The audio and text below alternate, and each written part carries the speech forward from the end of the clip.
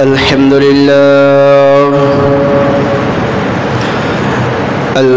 لله الذي هدانا للإسلام، الذي نزل القرآن هدى للناس وبينات من الهدى والفرقان،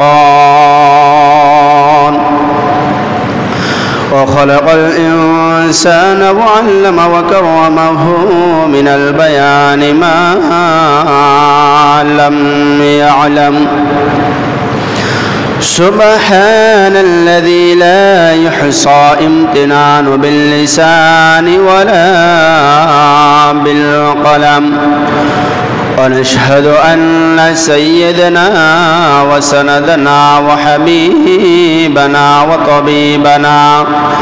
وطبيب قلوبنا ومولانا وأولانا محمدا عبده ورسوله، أرسله بالحق بشيرا ونذيرا وداعيا إلى الله بإذنه وسراجا وقمرا منيرا.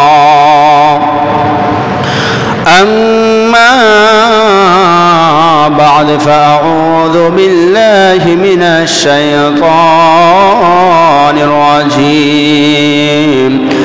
بسم الله الرحمن الرحيم. يا أيها الذين آمنوا كونوا قوامين بالقسط شهداء لله ولو على أنفسكم أو الوالدين والأقربين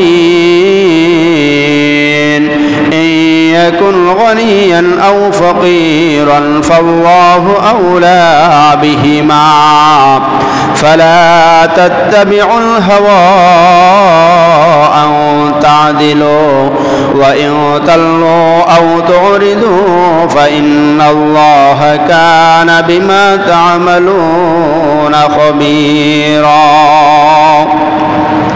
صدق الله المولانا العلي العظيم.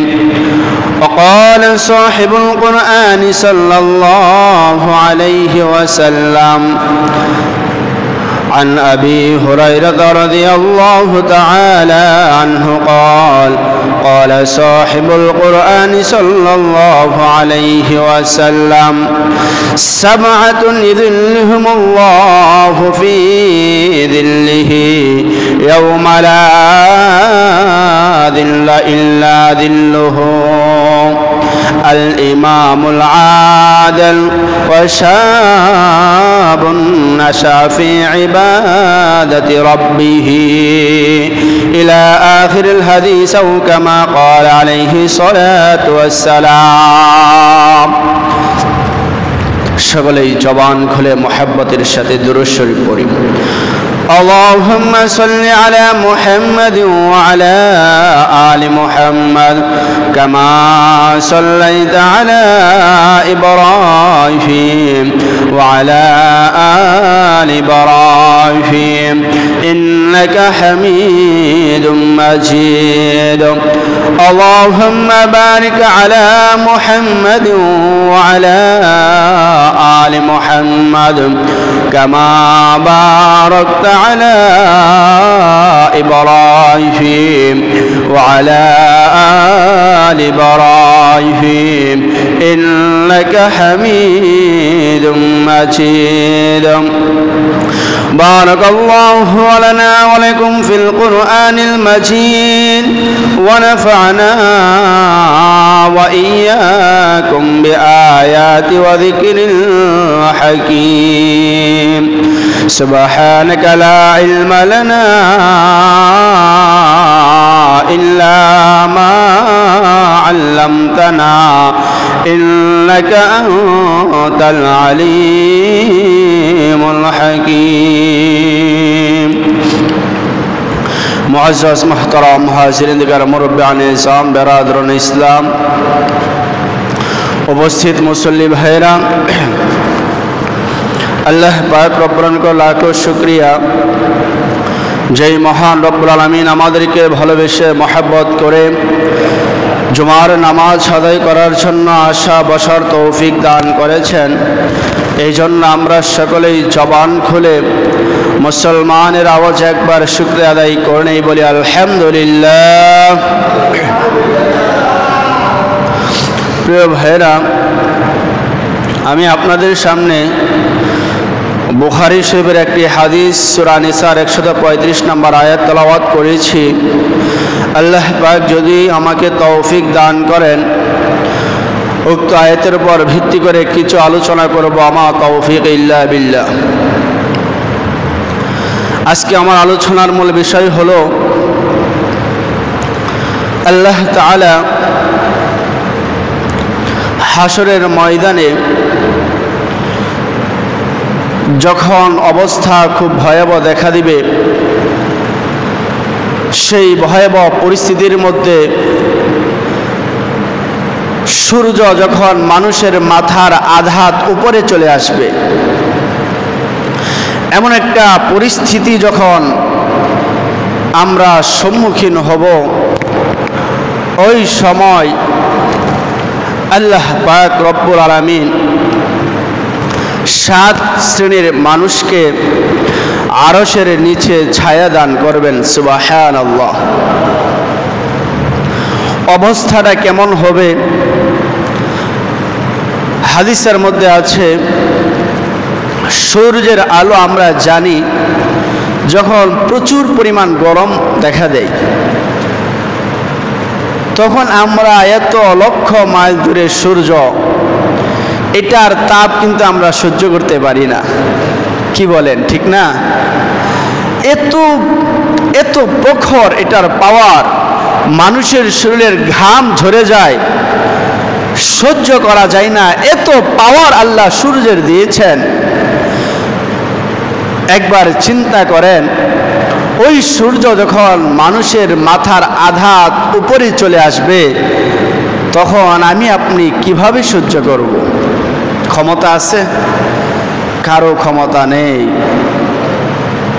প্রিয় ভাইরা আমার, শুধু তাই নয়, এই সূর্যের পাওয়ার তাপের কারণে মগজগুলো টপকাইয়া নিচে পড়তে থাকবে। ঘাম যেরকম ভাবে নিচে পড়ে, ওরকম ভাবে মাথার মগজগুলো গলে যাবে, পানি হয়ে যাবে। এত প্রখর সূর্যের আলোর তাপ থাকবে। বোঝা গেল সেটার সহ্য করার ক্ষমতা আমার আপনার নাই। আছে? এটা সহ্য করার ক্ষমতা আমাদের কাহারও নাই। এই জন্য ভাইরা আমার, আমি আপনাদের সামনে যেই বিষয়টা নিয়ে আলোচনা করব সেটা হলো, এই ভয়াবহ পরিস্থিতির মধ্যে আল্লাহ তাআলা 7 শ্রেণীর মানুষকে আরশের নিচে ছায়া দান করবেন। বলেন সুবহানাল্লাহ। আমরা তো এই 7 শ্রেণীর মানুষের অন্তর্ভুক্ত হতে চাই। কি বলেন আপনারা? হতে চাই কিনা ইনশাআল্লাহ? আজকে আমি আপনাদেরকে 7 শ্রেণীর মানুষ সম্পর্কে আলোচনা করব ইনশাআল্লাহ। আল্লাহ তাআলা যেন আমাদের সকলকে এই 7 শ্রেণীর মানুষের অন্তর্ভুক্ত করেন, শামিল করেন। আমরা বলি আমিন। মুহতারাম হাজিরিন, 7 শ্রেণীর মানুষের মধ্যে প্রথম শ্রেণীর মানুষ হলো, এই হাদিসটা বুখারী শরীফ, মুসলিম শরীফ এবং মেশকাতের মধ্যে আছে। عن أبي هريرة رضي الله تعالى عنه قال قال رسول الله صلى الله عليه وسلم سبعة يظلهم الله في ظله ইয়াউমা লা যিল্লা ইল্লা যিল্লুহু। আল্লাহর হাবিব বলেন, হযরত আবু হুরায়রা থেকে হাদিসটা বর্ণিত, রাসূল বলেছেন 7 শ্রেণীর মানুষকে আল্লাহ তাআলা উনার আরশের নিচে ছায়া দান করবেন। তার মধ্যে প্রথম শ্রেণীর মানুষ হলো আল ইমামুল আদিল। 1 নাম্বার হলো ইমামুল আদিল, নেই পরায়ণ বাদশাহ, যারা নেই বিচার করে, যারা নেই প্রতিষ্ঠা করে, এই নেই পরায়ণ বাদশাদেরকে আল্লাহ তাআলা তার আরশের নিচে ছায়া দান করবেন। তাহলে বলেন 1 নাম্বার কে ভাই? নেই পরায়ণ বাদশাহ। এই নেই পরায়ণ দ্বারা বোঝানো হয়েছে যারা সমাজের নেতৃত্ব দিবে, যারা জেলার নেতৃত্ব দিবে, দেশের নেতৃত্ব যারা দিবে, তারা যখন বিচার করবেন তখন নেই বিচার করবে, জালেমদের পক্ষে নিবে না, সত্যের পক্ষে তারা বিচার প্রদান করবে। এই কাজ যারা করতে পারবে, রাসূল বলেছেন এই কাজ যারা করবে আল্লাহ তাআলা তাদেরকে আরশের নিচে ছায়া দান করবে। শুধু তাই নয়, হাদিসের মধ্যে আছে, আমরা জানি আকাশের যে তারকাগুলো আছে এগুলো আমাদেরকে আলো দেয় না? কি বলেন, আলো দেয় কি না? আল্লাহর রাসূল বলেন ঠিক তেমনি ভাবে দুনিয়ার নেই পরায়ণ বাদশা যারা আছে তারা আসমানকে আলো প্রদান করে। সুবহানাল্লাহ। এই জন্য ভাইরা আমার, নেই বিচার করতে হবে। আমার আপনার ক্ষমতা যদি থাকে, আমার আপনার প্রভাব যদি থাকে, তাহলে যেটা সঠিক সেটার পক্ষ আমাদের নিতে হবে। এই সম্পর্কে আল্লাহ তাআলা সূরা নিসার মধ্যে বলেন, ইয়া আইয়ুহাল্লাযীনা আমানু কুনু কাওয়ামিনা বিল কিসত। আল্লাহ তাআলা বলেন, ও হে ঈমানদারগণেরা, ও ঈমানদারের দলেরা, কুনু কাওয়ামিনা বিল কিসত, তোমরা সমাজের মধ্যে, তোমরা রাষ্ট্রের মধ্যে, তোমরা দেশের মধ্যে নেই বিচার প্রতিষ্ঠা করো। আল্লাহ তাআলা বলেন, হাদিসের ব্যাখ্যা কোরআন দিয়ে করার চেষ্টা করতেছি ভাই, বোঝার চেষ্টা করবেন। আল্লাহ তাআলা বলেন, ইয়া আইয়ুহাল্লাযীনা আমানু কুনু কাওয়ামিনা বিল কিসত, তোমরা সমাজে নেই বিচার, নেই শাসন প্রতিষ্ঠা করো। এরপর আল্লাহ তাআলা বলেন, শুহাদা লিল্লাহ, এমনকি আল্লাহ তাআলার পক্ষে নেই সাক্ষ্য প্রদান করো। আল্লাহ তাআলার পক্ষে নেই সঙ্গত সাক্ষ্য প্রদান করো।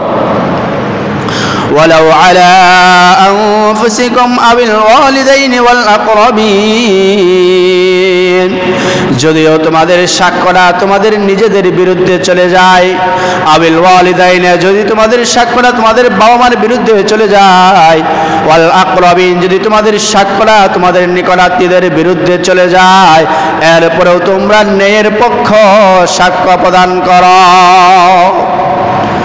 আল্লাহ বলছে, যদি তোমার সাক্ষ্য যদি দাও, দেখা যায় তোমার ব্যক্তির বিরুদ্ধে যাইতে পারে।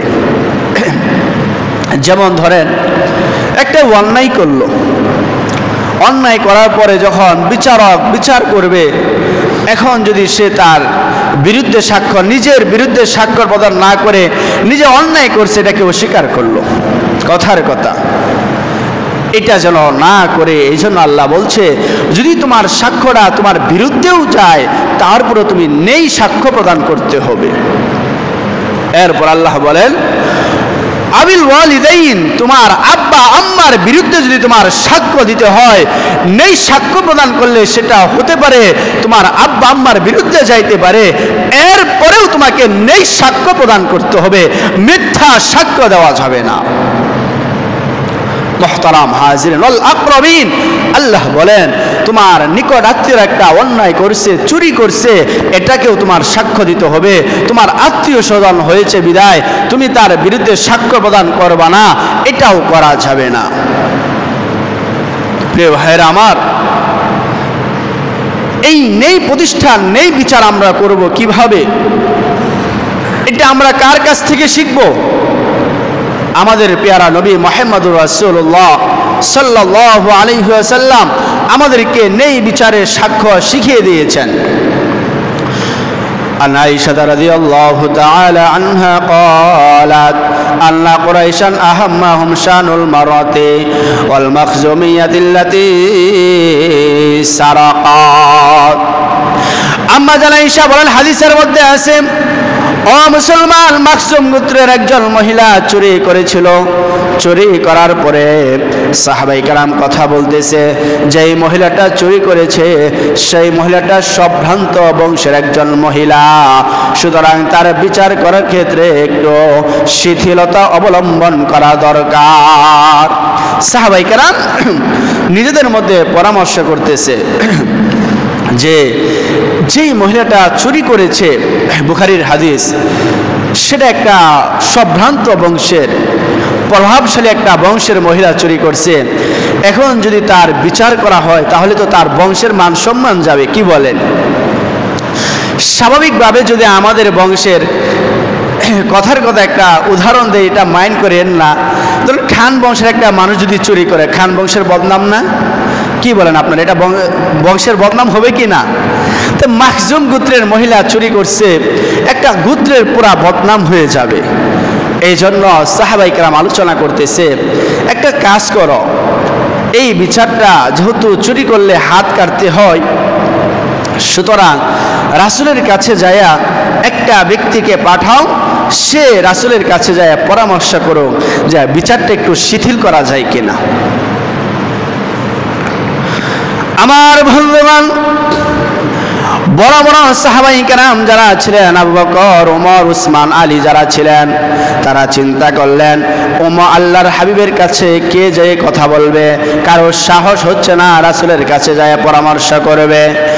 এই জন্য সাহাবায়ে কেরাম সিদ্ধান্ত করলেন আল্লাহর হাবিবের প্রিয় নাতি, ভালোবাসার মানুষ উসামা ইবনে যায়েদ রাদিয়াল্লাহু তাআলা আনহুমা, সাহাবায়ে কেরাম পরামর্শ করলেন উসামাকে রাসূলের কাছে পাঠানো হোক, যেহেতু আল্লাহর হাবিব উসামাকে মনে প্রাণে ভালোবাসে। এই জন্য উসামা যদি রাসূলের কাছে যাওয়ার পরে সুপারিশ করে, হতে পারে আল্লাহর রাসূল তার সুপারিশ গ্রহণ করবে। এটা তারা পরামর্শ করলো, একটা কাজ করো, আল্লাহর হাবিবের কাছে যায় তোমরা উসামা ইবনে যায়েদকে পাঠাও, যেহেতু তার সাথে রাসূল তাকে অনেক আদর, ভালোবাসা, স্নেহ, মায়া, মমতা তার প্রতি বেশি, তাকে পাঠাও। আমার বন্ধুগণ, উসামা ইবনে যায়েদ রাদিয়াল্লাহু তাআলা আনহু আল্লাহর হাবিবের কাছে গেলেন। যাওয়ার বললেন, নবী ও দাদা, যেই মহিলাটা চুরি করেছে এই মহিলাটা মাখজুম গোত্রের বংশের একটা সম্ভ্রান্ত বংশের মহিলা, সুতরাং আপনি যদি চেষ্টা করেন তার হাত না কেটে তার আঙ্গুলটা কাটা যায় কিনা। ও মুসলমান, এই কথা বলার পরে আল্লাহর হাবিব বসা অবস্থায় ছিলেন। এই কথা শোনার পরে সঙ্গে সঙ্গে দাঁড়াইয়া গেলেন আর বললেন, ও আমার সাহাবায়ে কেরাম, আল্লাহ তাআলা যেই বিষয়ের সিদ্ধান্ত আগেই করে দিয়েছেন, আল্লাহ বলেন আস-সারিকু ওয়াস-সারিকাতু ফাকতাউ আইদিয়াহুমা। আল্লাহ পাক বলেন, বান্দা আমার শুনো, যদি তোমাদের মধ্যে কোনো ব্যক্তি চুরি করে, ও মুসলমান, আল্লাহ তাআলার হুকুম হলো চুরি করলে তার হাতটা কাটতে হবে। আল্লাহর হাবিব বলেন, তোমরা আমাকে এমন বিষয়ে পরামর্শ দিয়েছ, যদি আমি এটা বাস্তবায়ন করি আমার আল্লাহর সীমা অতিক্রম করা হবে। আল্লাহ তাআলার হদ সীমা লঙ্ঘন করা হবে, আর আমি নবী আল্লাহ তাআলার বিরুদ্ধে আচরণ করব, এটা কোশ্চিনকালেও সম্ভব হবে না। ও মুসলমান, পরের যে বাক্যটা রাসূল বলেছেন সন্ন্যাক করে প্রত্যেকটা ইমানদারের অন্তরের মধ্যে লিখে রাখা দরকার। রাসূল বলেছেন, ও আমার সাহাবায়ে কেরাম তোমরা শুনো, ওয়াল্লাহি ওয়াল্লাহি আল্লাহর কসম, আমার কলিজার টুকরা ফাতেমাও যদি চুরি করত আমিও তার হাত কাটতে দ্বিধাবোধ করতাম না। এটার নাম হলো নেই বিচার, এটার নাম হলো ইনসাফ। রাসূল বলছেন আমার মেয়ে ফাতেমা চুরি করলেও আমি তার হাত কাটতাম, তার আঙ্গুল কাটতে আমি দ্বিধাবোধ করতাম না। এটার নাম হলো ইনসাফ, এটার নাম হলো নেই বিচার। আর আমাদের সমাজে বাবা যদি চেয়ারম্যান হয়, সন্তান চুরি করা, মদ খাওয়া, গাঁজা, চাঁদাবাজি, লম্পটগিরি, বদমাশগিরি এগুলো যদি করে তার কোনো বিচার নাই, সমাজে তার কোনো বিচার করা হয় না। বাস্তব কথা, আমাদের দেশের কথা, এটাই বাস্তব। বাবা মন্ত্রী আমরা দেখেছি কিছুকাল আগের কথা, এই ঢাকার মধ্যে ছেলে চাঁদাবাজি করতেছে, মানুষকে হত্যা করতেছে, বাবা একটা সরকারি বড় পদের মধ্যে আছে বিধায় পুলিশেও কিছু করতে পারতেছে না, দাঁড়ায় দাঁড়ায় দেখতেছে, তামসা দেখতেছে। এই হলো আমাদের দেশের অবস্থা। এরপর কি দেখলাম, আমাদের দেশে দেখা যায় পাথর দিয়ে হত্যা করা হয়, জনসম্মুখের সামনে লাঠি দিয়ে তার উপরে লাঠি দেয়, পাথর দিয়ে তার পেটের মধ্যে বুকের মধ্যে আঘাত করে এগুলো ভিডিও করা হয়, কিন্তু কোনো বিচার করা হয় না। কেন? ক্ষমতা আছে দেখে আজকে তাদের কোনো বিচার নাই। দেখা যায় তাদেরকে জেলখানার মধ্যে নিয়ে যাওয়া হলো, থানার মধ্যে নিয়ে যাওয়া হলো, তারা থানা হামলা করে তাদের আসামি নিয়ে আসে। আমাদের দেশের কথা, এই 1 মাসের ভিতরের ঘটনা বলতেছি, বানানো কোনো কথা বলতেছি না। এটার নাম কি নেই বিচার? তাদের থেকে আমরা কি আশা করি? এই লোকগুলো ক্ষমতায় আসার পরে কি করবে মানুষের জন্য? হক কথা বললে মানুষের গায়ে লাগে ভাই। আপনাদের লাভের জন্য বলি, আপনাদের ফায়দার জন্য বলি, এখনো আপনার বিবেককে কাজে লাগান, আপনার আকলকে কাজে লাগানোর চেষ্টা করেন। আমার আপনার একটা ভোট দ্বারা যদি কোনো ব্যক্তি নির্বাচিত হওয়ার পরে জুলুম করে, অন্যায় করে, পরিষ্কার ফতোয়া জেনে রাখেন, কোনো বাপের বেটা ফতোয়া পরিবর্তন করার সাহস পাবে না। আপনার ভোটের দ্বারা নির্বাচিত হওয়ার পরে কোনো ব্যক্তি যদি সুদ খায়, সমাজে জুলুম করে, অন্যায় করে, চাঁদাবাজি করে, এটার একটা গুনাহের ভাগ আপনার আমল নামার মধ্যে আসবে, কোনো সন্দেহ নাই। এর জন্য ভাই হাতে ধরে পায়ে ধরে বলবো, আপনাকে আল্লাহ বিবেক দিয়েছেন, আকল দিয়েছেন, কাজে লাগান। আপনার বিবেক দ্বারা চিন্তা করেন কোন ব্যক্তিকে ভোট দিলে মুসলমানের ফায়দা হবে, ইসলামের ফায়দা হবে, ইসলামের লাভ হবে, ইসলামের ক্ষতি হবে না, মানুষের সমাজের মানুষদের লাভ হবে, মানুষদের ক্ষতি হবে না, এটা চিন্তা করেন আর ওই ব্যক্তিকে ভোট দেন। এটা হলো ভোটের মাসালা। আপনার নির্বাচন দ্বারা, আপনার ভোটের দ্বারা যদি নির্বাচিত হয়, প্রত্যেকটা গুনার ভাগীদার আপনাকে হতে হবে। আর আমরা দেখতে পাচ্ছি এখনো সরকার গঠন করা হয় নাই, কিন্তু আমাদের সমাজে চাঁদাবাজি করতেছে, এইগুলো ভিডিও সাংবাদিকরা ভিডিও প্রকাশ করছে। চাঁদা দিতে অস্বীকার করার কারণে স্বামীর সামনে নারীকে, মহিলাকে ধর্ষণ করছে, স্বামীর সামনে, মায়ের সামনে নিজের বিবিকে ধর্ষণ করছে। এই সমাজের ঘটনা, এই দেশের ঘটনা আপনাদেরকে বলতেছি। ইদানিং এগুলো এখনকার ঘটনা, এখনকার ঘটনা, বানানো ঘটনা না। বলেন একবার বলেন, এই লোকগুলো যদি দেশের সরকার হয় তাহলে আপনার মা, আপনার বোন, আপনার বিবি কি নিরাপদে আছে? কথা বলেন না, নিরাপদে থাকতে পারবে? কোনো গ্যারান্টি আছে? এই জন্য আপনাদেরকে হাতে ধরে পায়ে ধরে বলবো, এমন ব্যক্তিকে ভোট দেন, এমন ব্যক্তিকে নেতৃত্ব দেওয়ার সুযোগ করে দেন যারা আপনাদের জন্য কাজ করবে, মুসলমানের জন্য কাজ করবে, ইসলামের জন্য কাজ করবে। এদের দ্বারা অন্তত উপকার না হলেও ক্ষতির আশা করা যায় না। এখনো সময় আছে। দেখলে কলিজা ফেটে যায়। একটা মানুষকে পাথর দিয়ে হত্যা করতেছে, জানি আমরা কে করছে, কোনো বিচার নাই, কোনো বিচার নাই। আরে ভাই, স্বামী স্ত্রীকে উলঙ্গ করে ধর্ষণ করতেছে স্বামীর সামনে, আমাদের চোখে এগুলো ভিডিও আছে, যে করতেছে তারও ছবি আছে, কোনো বিচার নাই। আল্লাহর কাছে দোয়া করি, আল্লাহ এই জালেমদেরকে তুমি হেদায়েত দান করো, হেদায়েত না দেখলে এদেরকে তুমি ধ্বংস করে দাও। বলেন আমিন। তো বলতে যাচ্ছিলাম আল্লাহ তাআলা আরশের নিচে ছায়া দান করবেন। প্রথম শ্রেণীর মানুষ হলো কারা? যারা ন্যায় বিচার প্রতিষ্ঠা করবে। আমার মূল কথা বুঝতেছেন আপনারা? 1 নাম্বার হলো যারা সমাজে ন্যায় বিচার প্রতিষ্ঠা করবে।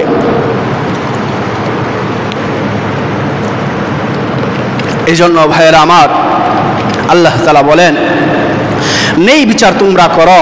যদি ন্যায় বিচারটা তোমার সন্তানের বিরুদ্ধে যায়, ন্যায় বিচারটা যদি তোমার বাবার বিরুদ্ধে যায়, ন্যায় বিচারটা তোমার মায়ের বিরুদ্ধে যায়, তোমার আত্মীয় স্বজনের বিরুদ্ধে যায়, এরপরও ন্যায় বিচার করো।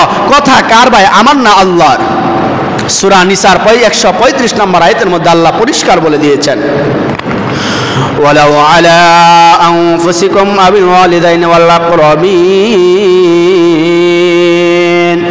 ন্যায় বিচার যদি তোমার বাবার বিরুদ্ধে যায়, তোমার মায়ের বিরুদ্ধে যায়, এমনকি তোমার সন্তানের বিরুদ্ধে যায়, তারপরে তোমরা ন্যায় বিচার প্রতিষ্ঠা করো। আল্লাহর হাবিবের প্রিয় সাহাবী হযরত ওমর ইবনে খাত্তাব রাদিয়াল্লাহু তাআলা আনহু, উনি যখন দেশের ইসলামের দ্বিতীয় খলিফা ছিলেন, অর্ধ পৃথিবীর বাদশাহ ছিলেন, অর্ধ পৃথিবীর বাদশাহ হওয়ার পরে উনার কাছে একটা ব্যক্তি আসলো, একটা হিন্দু পৌত্তলিক অন্য ধর্মের একটা লোক এসে বিচার দিল, ও আমিরুল মুমিনিন, আপনি একটা দেশের বিচারক, আপনি একটা দেশের বাদশাহ, থাকা অবস্থায় আমার বাড়িতে গিয়ে কোন ব্যক্তি গোপনে আমার একটা মূর্তি ছিল, এই মূর্তির হাতগুলো ভেঙে দেয়, এই মূর্তির চোখগুলো নষ্ট করে দেয়। এই বিচার নিয়ে যাওয়ার পরে ওমর রাদিয়াল্লাহু তাআলা আনহু, এই যে আমাদের দেশে গোয়েন্দা বাহিনী, পুলিশ বাহিনী, এই যে আমরা যা দেখছি সবগুলো ওমর রাদিয়াল্লাহু তাআলা আনহু চালু করে গেছেন। সবগুলো ওমর রাদিয়াল্লাহু জামানাত থেকে পুলিশ বাহিনী, গোয়েন্দা বাহিনী, সিআইডি এবং যত বাহিনী আছে সবগুলো, আর্মি, নৌবাহিনী, সব ওমর রাদিয়াল্লাহু আনহু দুনিয়াতে চালু করে গেছেন, সিস্টেম করে গেছেন। গোয়েন্দা বাহিনীকে বললেন, তোমরা এক কাজ করো, দেখো এই মূর্তিগুলো কে ভাঙছে। গোয়েন্দা বাহিনী খুব তালাশ করলেন, তালাশ করার পর সন্ধান লাগানোর পর তারা আসল মালিক পায় নাই। কে এই কাজ করছে এটা সে এখনো ধরতে পারে নাই। গোয়েন্দারা ওমর রাদিয়াল্লাহু আনহুর কাছে আসলেন, আসার পরে বললেন, আমিরুল মুমিনিন, এই মূর্তিটা কে ভাঙছে আমরা জানি না, এটার প্রমাণ এখনো আমরা কাউকে পাই নাই, কাউকে ধরতে পারি নাই। ও মুসলমান, আমিরুল মুমিনিন হযরত ওমর ইবনে খাত্তাব রাদিয়াল্লাহু তাআলা আনহু, যেই লোকটা পৌত্তলিকের পূজা করত, মূর্তি ভাঙ্গা নিয়ে এসেছিল, আমিরুল মুমিনিন তার কাছে গেলেন, যাওয়ার পর বললেন, ও আল্লাহর বান্দা, তোমাদেরকে নিরাপত্তা দেওয়া আমার জন্য দায়িত্ব ছিল। এই দেশের মধ্যে তোমরা ছিলা সংখ্যালঘু, তোমাদেরকে নিরাপত্তা দেওয়া আমি ওমরের দায়িত্ব। সুতরাং আমি ওমর তোমার মূর্তি ভাঙ্গার ব্যক্তিকে খোঁজ খবর নিয়ে পাই নাই, এই জন্য এই অস্ত্রটা নিয়ে আমি ওমরের জন্য তুমি বিচার প্রতিষ্ঠা করো। আমিরুল মুমিনিন বলতেছে, ওই লোকের শরীরে একটা অস্ত্র ছিল হাতে, তার হাতে অস্ত্র দিয়ে বলল, তুমি আমার বিচার করো, তোমার বিচার যে ভাই তোমার মূর্তি ভেঙেছে আমি তাকে পাইতেছি না, আমার বিচারটা তুমি করো। একটা দেশের বাদশাহ, এই ছোটখাটো দেশের বাদশাহ, অর্ধ পৃথিবীর বাদশাহ এই কথা বলতেছে, চিন্তা করেন। আমার বন্ধুগণ, আমিরুল মুমিনিন বলতেছেন, ও ভাই, এই মূর্তিটা যে ভেঙেছে আমি তাকে পাইতেছি না, সুতরাং পরকালে আল্লাহর কাছে আমাকে দায়ের করা হবে, আল্লাহর কাছে যখন মামলা করা হবে, ওরে ওমর, তুমি একটা অর্ধ পৃথিবীর বাদশাহ ছিলা, অর্ধ পৃথিবীর নিরাপত্তার দায়িত্ব তোমাকে দেওয়া হয়েছিল, অর্ধ পৃথিবীর আমানতের দায়িত্ব তোমাকে দেওয়া হয়েছিল, সুতরাং তোমার দেশের মধ্যে, তোমার এলাকার মধ্যে একটা ভাইয়ের মূর্তি কে ভেঙেছে এটার বিচার তুমি করো নাই, সুতরাং আজকে এটার জন্য ওমরকে জবাবদিহিতা করতে হবে। একবার চিন্তা করেন, একটা মূর্তি ভাঙছে, এটার জন্য বিচার করতে হবে। এই জন্য উমর বললেন, আমার বিচার তুমি নিজের হাত দ্বারা করো। যখন ওই ব্যক্তি বিচার করবে এমন সময় একটা লোক দৌড়ে আসলো। আসার পর বলতেছেন, ভাই শুনো শুনো, উমর যখন তার গোয়েন্দা বাহিনী দিয়ে খোঁজ খবর নেওয়ার জন্য, তলাশ করার জন্য লোক পাঠাইলেন, আমি ভয় পেয়ে গিয়েছিলাম, এই জন্য আমি প্রকাশ করি নাই যে আমি তোমার মূর্তি ভেঙেছি। সুতরাং আমিরুল মুমিনের বিচার না করে আমার বিচার করো, আমি তোমার বিচারকে মাথা পেতে নিতে রাজি আছি। লোক রাজি হয়ে গেল, আমি মূর্তি ভাঙছি, আমার বিচার করো। ভাই আমি ভয় পেয়েছিলাম, আমি স্বীকার করতে চাচ্ছিলাম না ভয়ে। এই অবস্থা দেখার পরে ওই লোকটা বলল, যে মানুষগুলো তাদের ধর্মের জন্য নিজেদের জীবন দিতে পারে, একটা মানুষের বিচার করার জন্য স্বয়ং বাদশাহ সেই বিচার নিজের গাড়ি নিতে পারে, এটা কোনো সাধারণ ধর্ম নয়। সঙ্গে সঙ্গে ওই লোকটা কালিমা পড়ে মুসলমান হয়ে গেছে। চিল্লায় বলেন সুবহানাল্লাহ। এইটা হচ্ছে নেই বিচার। একটা নেই বিচার দ্বারা কি হলো, একটা বিধর্মী ভাই ইসলাম ধর্ম গ্রহণ করছে। আমার বন্ধুগণ, শুধু তাই নয়, আল্লাহ পাক বলেন, ওয়ালাউ আলা আনফুসিকুম, যদি বিচারটা তোমার বিরুদ্ধে যায় এরপরেও তুমি সঠিক বিচার প্রদান করো। এই বিষয়ে একটা প্রমাণ আপনাদের সামনে তুলে ধরি। মুসলমান ভাইরা আমার, ওমর ইবনে খাত্তাব রাদিয়াল্লাহু তাআলা আনহুর সন্তান, যখন তার সন্তান একবার মদ খেয়েছিল, এটাকে মদ বলা হয় না, আঙ্গুরের রস খেয়েছিল, আঙ্গুরের রস। ও মুসলমান, এরপর আমর ইবনুল আসের মাধ্যমে ওমরের কাছে খবর গেল, আপনার ছেলে আঙ্গুরের রস খেয়েছিল, যেটা নেশা জাতীয় ছিল। মুসলমান ভাইয়েরা আমার, এই সংবাদ ওমরের কাছে আসার পরে হযরত ওমর তার সন্তানকে আহ্বান করলেন, সন্তানকে ডেকে নিয়ে আসলেন। আসার পরে যে জল্লাদকে বললেন, আমার সন্তান মদ খেয়েছে, আমার সন্তান অন্যায় করেছে, কোরআনের বিচার হলো তাকে 80টা দুর্রা প্রদান করতে হবে। মুসলমান ভাইয়েরা আমার, জল্লাদকে বলা হলো, যাও আমার সন্তানের বিচার করো। ও মুসলমান, সন্তানটা সাধারণ কোনো ব্যক্তির সন্তান ছিল না, একজন অর্ধ পৃথিবীর বাদশার সন্তান। জল্লাদ ভয়ে ভয়ে তার কাছে গেল, তাকে বাড়ি দিতে সাহস পায় না। ও মুসলমান, এরপরও আস্তে আস্তে 4টা বাড়ি দিল। 4টা বেত্রাঘাত করার পরে ওমর রাদিয়াল্লাহু তাআলা আনহু তার বেটটা হাতের মধ্যে নিলেন, জল্লাদকে বললেন, লাঠিটা আমার কাছে দাও, আমার কাছে দাও। দেওয়ার পরে নিজের সন্তানকে যখন বেত্রাঘাত করে একটা বাড়ি দেওয়ার পরে আমর ইবনুল আসকে জিজ্ঞাসা করলেন, বলুন তো কয়টা বেত্রাঘাত করা হয়েছে?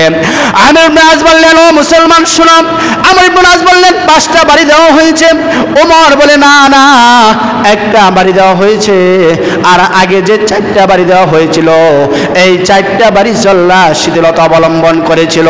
মুসলমান ভাইয়েরা আমার, ওমর ইবনে খাত্তাব রাদিয়াল্লাহু তাআলা আনহু নিজের সন্তানকে 40টা বাড়ি দেওয়ার পরে ওই সন্তানটা দুনিয়া থেকে মৃত্যুবরণ করে আখিরাতে চলে যায়। আপন সন্তানকে নিজের হাত দ্বারা বাড়িতেছে, পিটাইতেছে। অন্যায় করার কারণে 40টা বেত্রাঘাত করার সঙ্গে সঙ্গে সন্তান মৃত্যুবরণ করে।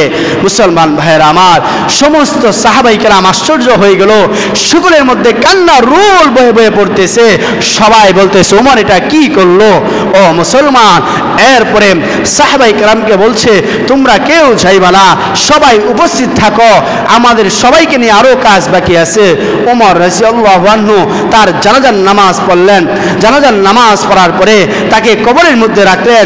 কবরে রাখার পরে সবাইকে সাক্ষ্য রেখে বলছিল, আল্লাহর বিধান হচ্ছে 80টা বেত্রাঘাত করা, আমি তাকে 40টা করতে পেরেছি, আর 40টা করতে পারি নাই।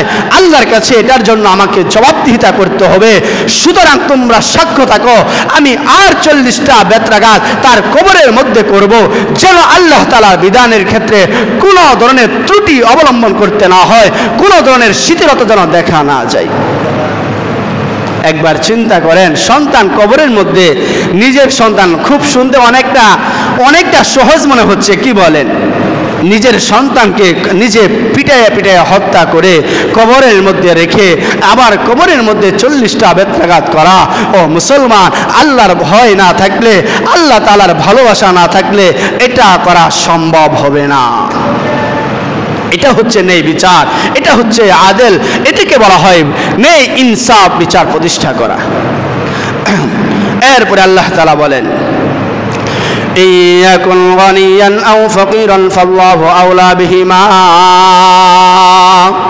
আল্লাহ তাআলা বলেন যদি ওই বিচার ওই যে অপরাধী সে যদি গরিব হয় ধনী হয় এরপরে তোমাদের তাদের জন্য শিথিলতা অবলম্বন করা দরকার নাই। তার কারণ হলো আল্লাহু আওলা বিহিমা, আল্লাহ তোমাদের চাইতে বেশি উত্তম কল্যাণকামী।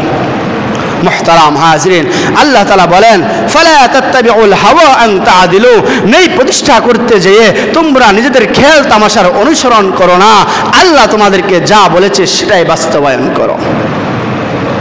আল্লাহ তাআলার হুকুম ভাই, এই ক্ষেত্রে আমাদের সকলকে আল্লাহ তাআলা আরো সতর্ক করতেছেন ওয়াইন তালু আও তুরিদু, তোমরা নেই বিচার করতে যেয়ে খেল তামাশা করো না, তাল বাহানা করো না, আও তুরিদু নিজেদেরকে মুখ ফিরিয়ে নিও না। যদি এটা করো ফাইন্নাল্লাহা কানা তা'মালুনা বিমা তা'মালুনা খাবীরা, আল্লাহ তাআলা তোমরা যা কিছু করো না কেন, যেই অপরাধ করো না কেন, নেই বিচারের ক্ষেত্রে যেই শিথিলতা অবলম্বন করো না কেন, এই সবগুলো সম্পর্কে আল্লাহ তাআলা অবগত আছে। এই জন্য ভাইরা আমার, আপনাদেরকে আমি হাদিস বলেছিলাম, এক নাম্বার হলো আরশের নিচে ছায়া দেওয়া হবে কাদেরকে? ইমামুল আদিল, যারা নেই বিচার প্রতিষ্ঠা করবে। সংক্ষিপ্তভাবে আর 6 শ্রেণীর মানুষের কথা আলোচনা করা যাক। قال النبي صلى الله عليه وسلم سبعة يظلهم الله في ظله يوم لا ظل إلا ظله। আল্লাহর হাবিব বলেন 7 শ্রেণীর মানুষকে আল্লাহ তাআলার আরশের নিচে ছায়া দেওয়া হবে। এক নাম্বার হলো আল ইমামুল আদিল, যারা নেই বিচার প্রতিষ্ঠা করবে। 2 নাম্বার হলো ওয়াশাবুন নাশা ফি ইবাদাতি রাব্বিহি, আল্লাহর হাবিব বলেন 2 নাম্বার হলো যারা যৌবনকালে আল্লাহ তাআলার ইবাদত বন্দেগীতে সময় কাটাবে। আল্লাহর হাবিব বলেন ওই যৌবনকালে ইবাদত করার কারণে আল্লাহ তাআলা তাদেরকেও আরশের নিচে ছায়া প্রদান করবে। 2 নাম্বার হলো ভাই মুখস্থ করার চেষ্টা করেন, আল্লাহ তাআলা আরশের নিচে ছায়া দিবেন কাদেরকে? যারা তাদের যৌবনকালে ইবাদত করবে। যৌবনকালের ইবাদত ভাই অনেক দামি জিনিস, অনেক দামি সম্পদ। এই জন্য ভাইয়ের আমার, যারা বুড়া হয়ে গেছেন তারা ভাবতেছেন হুজুর এখন তো আমরা বৃদ্ধ হয়ে গেছি, এই আমল আমরা কিভাবে করব? আপনাদেরকে নিয়ে সামনে আলোচনা আসতেছে, আপনাদের জন্য একটা গুণ আছে, আমরা এই গুণে সকলে গুণান্বিত হওয়ার চেষ্টা করব ইনশাআল্লাহ। 2 নাম্বার হলো যৌবনকালে আল্লাহ তাআলার ইবাদত করা। 3 নাম্বার ওয়ারাজুলুন কলবুহু মুআল্লিকুন ফিল মাসাজিদ। 3 নাম্বার হলো ও মুসলমান, এই গুণের মধ্যে যুবক এবং বুড়া বৃদ্ধ সকলেই অন্তর্ভুক্ত হতে পারবে। আল্লাহর হাবিব বলেন ওয়ারাজুলুন মুআল্লিকুন, ওই ব্যক্তিকে আল্লাহ তাআলা আরশের নিচে ছায়া প্রদান করবে যে লোকটা মুআল্লিকুন ফিল মাসাজিদ, যার সম্পর্ক মসজিদের সাথে বেশি হবে, যার সম্পর্ক মসজিদের সাথে সর্বদাই সম্পৃক্ত থাকবে। মুসলমান ভাইয়েরা আমার, হাদিসের মধ্যে আছে কোন ব্যক্তি যদি কোন ইমানদারের জন্য নামাজের সাক্ষ্য প্রদান করে, লোকটা মসজিদের সময় কাটায়, এই সাক্ষ্য যদি প্রদান করে আল্লাহর হাবিব বলেন তার জন্য আরশের নিচে ছায়া দেওয়া হবে। এবার আপনারা বলেন এখানে যারা আছেন মুরব্বী বাবারা যারা আছেন, বলেন তো এই সুযোগ আমাদের আছে না নাই? আমাদের আছে না? অবশ্যই আছে। যদি আমরা মসজিদের সাথে লেগে থাকি, সর্বদা আমরা যদি মসজিদের সময় কাটাই, মসজিদের সাথে যদি আমাদের সম্পর্ক ঘনিষ্ঠ হয়, তাহলে আমরাও তো আরশের নিচে ছায়া পাবো। কি বলেন? এই জন্য ভাইয়ের আমার, আমি আমার মসজিদের অনেক মুসল্লিদেরকে দেখেছি, আমার নিজের চোখে দেখা এই মসজিদের ঘটনা বলতেছি। অসুস্থ, বসে নামাজ পড়তে পারে না, দাঁড়াইয়া নামাজ পড়তে হয়। এরপরে বলে হুজুর ইশারা ইঙ্গিতে বাসায় নামাজ পড়তে তৃপ্তি পাই না, এই জন্য মসজিদে চলে আসে। এই মসজিদের ঘটনা। আবার এমনও মানুষ দেখছি কোথাও সফরে গেছে, বাড়িতে না যেয়ে সরাসরি মসজিদে আসছে, জামাত শেষ তারপরেও মসজিদে চলে আসছে, বাড়িতে যায় নাই, অথচ বাড়ির সামনে দিয়ে এসে মসজিদে আসছে। এটা আমার যেটা মনে হয়, এটা কেন হয়েছে ভাই? আজকে তার মসজিদের সাথে তার সম্পর্কটা ভালো বিধায় তো এই কাজ করছে। আপনারা কি বলেন? সম্পর্ক ভালো বিদায় কাজ করছে না? এই কাজটা যেন আমরা সবাই করতে পারি। ভাইয়েরা আমার, আমরা সকলেই যেন আমাদের সময়টা যেন মসজিদের সাথে লাগে, মসজিদের সাথে যেন আমাদের সময়টা কাটে। এই কাজটা আল্লাহ আমাদের সকলকে করার তৌফিক দান করুন। এরপর ভাইয়েরা আমার, 4 নাম্বার শ্রেণীর মানুষ হলো অরজুলানে তাহাব্বা ফিল্লাহি জিতামা আলাইহি ওয়া তাফাররাকা আলাইহি। আল্লাহর হাবিব বলেন, যে সমস্ত লোকেরা আল্লাহকে ভালোবাসে এবং আল্লাহ তাআলার ভালোবাসার জন্য তারা একত্রিত হয়। ওয়া তাফাররাকা আলাইহি, এরপর আল্লাহর হাবিব বলেন, শুধু তাই নয়, ও মুসলমান শুনো, আল্লাহর হাবিব বলেন, যদি কোনো ব্যক্তি আল্লাহর জন্য সম্পর্ক কায়েম করে আবার আল্লাহর জন্য সম্পর্কের মধ্যে বিচ্ছেদ ঘটায়, এটার মানে হলো আল্লাহর হাবিব বলেন, কোন ব্যক্তি যদি ভালো কাজ করে, ধর্মের কথা বলে, তার সাথে সম্পর্ক ভালো রাখা, আর যারা ধর্মের বিরুদ্ধে আচরণ করে তাদের সাথে সম্পর্ক ছিন্ন রাখা, এই গুণে যারা গুণান্বিত হতে পারবে, রাসূল বলেন তাদেরকেও আল্লাহ তাআলা আরশের নিচে ছায়া প্রদান করবে। 4 নাম্বার হলো যে আল্লাহর জন্য কাউকে ভালোবাসা, আল্লাহর জন্য কাউকে কি করা? ঘৃণা করা। এই কাজটা তো আমরা করতে পারবো, কি বলেন ভাই? এটা করতে কি আমাদের কষ্ট হবে? একটা লোক আল্লাহ তাআলার বিরুদ্ধে কথা বলে, তাকে ঘৃণা করতে কি আমাদের কোনো অসুবিধা আছে?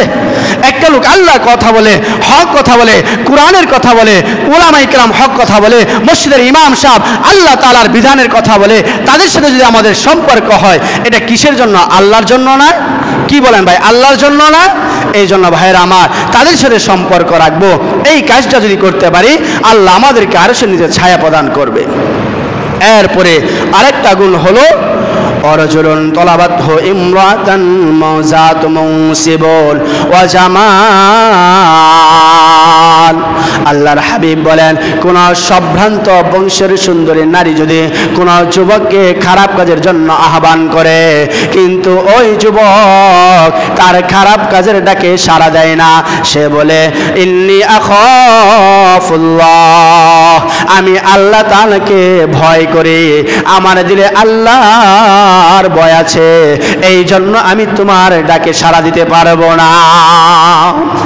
5 নাম্বার কি ভাই? যে কোন সুন্দরী বংশের নারী আপনাকে আমাকে খারাপ কাজের দিকে আহ্বান করবে, কিন্তু তার জবাব হবে ইন্নী আখাফুল্লাহ, আমি আল্লাহকে ভয় করি, এই কাজে আমি অংশীদার হতে পারবো না। এই শ্রেণীর মানুষকেও আল্লাহ তাআলা আরশের নিচে ছায়া প্রদান করবেন। ও ভাই, এরপরে আল্লাহ রাসূল সাল্লাল্লাহু আলাইহি ওয়াসাল্লাম বলেন, ওয়ারাজুলুন তাসাদ্দাকা আখফা হাত্তা লা তা'লামু শিমালুহু মা তুনফিকু ইয়ামিনুহু। আল্লাহর হাবিব বলেন, যেই সমস্ত লোকেরা তার ডান হাত দিয়ে দান সদকা করে কিন্তু তার বাম হাত টের পায় না, এর মানে হলো যেই সমস্ত লোকেরা আল্লাহর সন্তুষ্টির জন্য দান করে, কাউকে দেখানোর জন্য দান করে না, মানুষ আমাকে দানবীর বলবে, মানুষ আমাকে মুত্তাকি বলবে, মানুষ আমাকে বলবে লোকটা আল্লাহর রাস্তায় বেশি বেশি দান করে, এই ধরনের মনোভাব আমার আপনার দিলের মধ্যে যেন না হয়। এই জন্য রাসূল বললেন, লা তা'লামু শিমালুহু, ওই লোকের ডান হাতে দান করে কিন্তু বাম হাত টের পায় না। এই কাজটাও যারা করবে, রাসূল বলেছেন তাদেরকেও আল্লাহ তাআলা আরশের নিচে ছায়া দান করবেন। প্রিয় ভাইরা আমার, এরপরে আল্লাহ রাসূল বলেন, ওয়ারাজুলুন যাকারাল্লাহু খালিয়ান, ওয়ারাজুলুন যাকারাল্লাহু খালিয়ান ফাফাদাত আইনা। আল্লাহর হাবিব বলেন, যেই সমস্ত বান্দারা গোপনে গোপনে নির্জনে আল্লাহর ইবাদত করে, চক্ষু দিয়ে অশ্রু ঝরে পড়ে, ও মুসলমানেরা, কোন ব্যক্তি ঘরের মধ্যে যদি গুনাহ করে, কোন ব্যক্তি দেখতে পারবে না, কিন্তু সে আল্লাহর ভয় তার দিলের মধ্যে থাকার কারণে সে ঘরের মধ্যে গুনাহ করতে ভয় পায়। কি বলেন?